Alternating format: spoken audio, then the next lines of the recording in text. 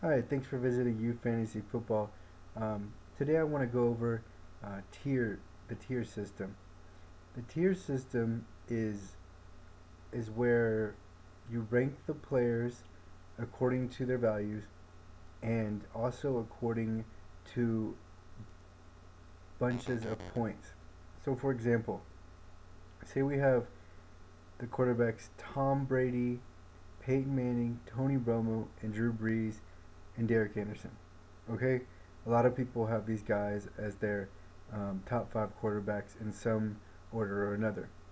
Okay, so we have those quarterbacks and we rank them, and we rank Tom Brady first because he's going to finish with 350 points, and then we rank Peyton Manning second because he's going to finish with 320 points, and then we have Tony Romo at 315 and Drew Brees at 314.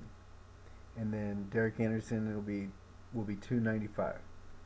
Okay, so Tom Brady is going to be a tier one quarterback, and this is because nobody else is in his bracket of fantasy points.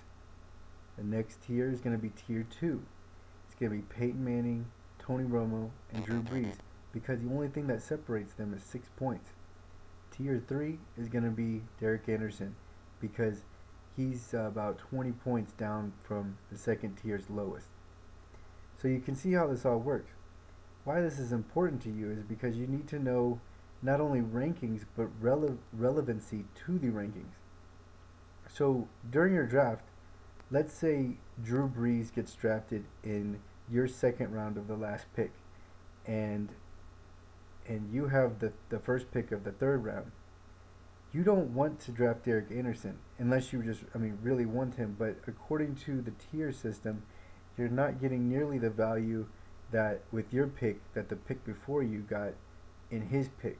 This is all theoretical depending on when you draft them, but as you can see, what I'm getting at here is that the point spread is very important to the value that you pick at.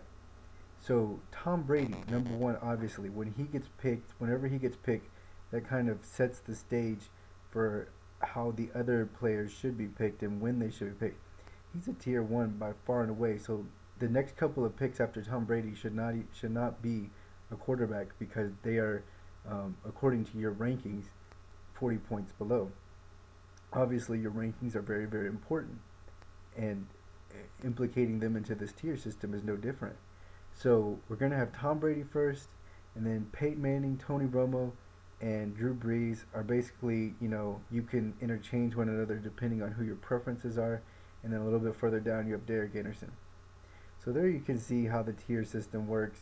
I recommend using it because you don't want to just follow into the trap of just using straight rankings, because if you do that, you're going to fall way behind. Even if you're ranking a player right after another, if their tier doesn't fit, then your draft pick won't be the value that it should have been.